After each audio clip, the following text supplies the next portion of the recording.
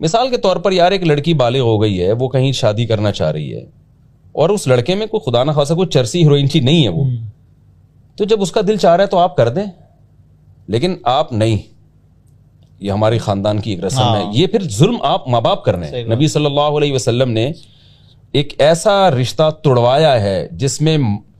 جو لڑکی کے ولی تھے, جو خاندان کے بڑے تھے, وہ کہیں اور کرنا چاہ رہے تھے, اور وہ بھی صحیح جگہ تھی, لیکن لڑکی کہیں اور کرنا چاہ رہی تھی. تو 9 عمر لڑکی تھی, لیکن نبی صلی اللہ علیہ وسلم نے حکم دیا کہ جہاں یہ چاہ رہی ہے وہاں کراؤ اس کا نکاح, اور آپ نے فرمایا لن ترى للمتحابین مثل النکاح, دو محبت کرنے والوں میں نکاح سے بہتر کوئی چیز نہیں. ان کا ایک دوسرے کی طرف میلان ہے, تو وہ نکاح کے ذریعے حلال محبت میں تبدیل ہو جائے, تو اس سے اچھی کیا بات ہو سکتی ہے. تو یہ ایک رائٹ ہے جو اسلام نے بھی دیا ہے, اور بیٹوں پہ بھی اس طرح زبردستی ہم,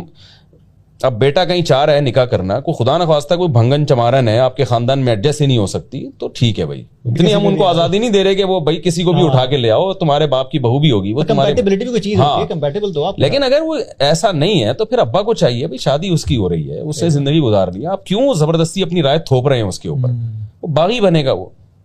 اور پھر وہ بیوی سے محبت کہاں کرے گا. اس میں پھر یہ بھی مسئلہ ہے کہ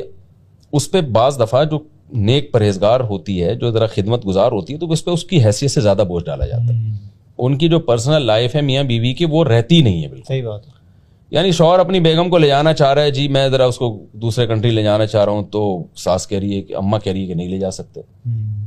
ابا کہہ رہے ہیں نہیں لے جا سکتے, تو یہ پھر غلط ہو جائے گا. بھائی ان کی ایک انڈیویجول لائف, اپنی بھی تو لائف ہے نا ان کی. تو وہ اپنی ماں کے گھر جانا چاہ رہی ہے کچھ دن کے لیے, شوہر راضی ہے اس پہ, اماں کہہ رہی ہے نہیں یہ نہیں جائے گی. یہ پھر جو ہے نا عورت کے دل میں آتا ہے کہ میرا میاں یہ ہے یا یہ ہے میری میاں, کس سے میری شادی ہوئی ہے, میں کس کے.